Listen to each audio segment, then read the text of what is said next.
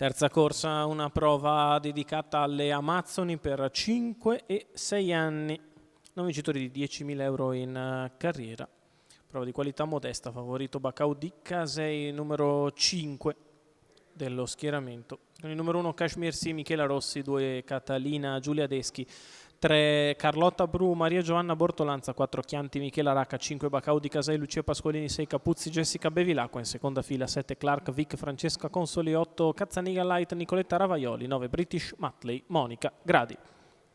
Allenamento completato con molta prudenza Cazzaniga Light e si parte con Bacau di Casei che cerca di scavalcare Carlotta Bru, poi allo steccato Kashmir Si che viene scavalcato da Catalina, quindi al largo Chianti, poi ancora Capuzzi. E intanto Bacau di Casei ha preso la testa, dopo 200 metri di corsa rallenta, 15,3 per il lancio. Catalina esce dallo steccato per puntare in avanti, dando così una scia a Chianti, che si trova in seconda pariglia al largo, terza pariglia per Capuzzi, guadagna di dentro Kashmir Si, che è terza allo steccato, precedendo Clark Vic. 31,5 per il primo quarto di gara.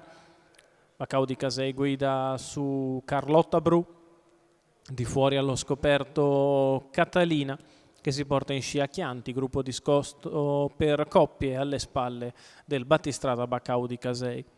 47,4 per i primi 600 metri di corsa e al passaggio davanti alle tribune lo schema di gara non cambia, prosegue sempre in avanti Bacau seguito da Carlotta e di fuori Catalina che si porta in scia Chianti.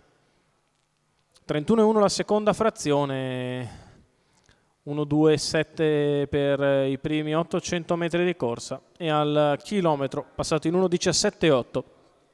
Bacau di Casei continua indisturbato leader. Catalina all'esterno per il momento non riesce ad agguantare il battistrada.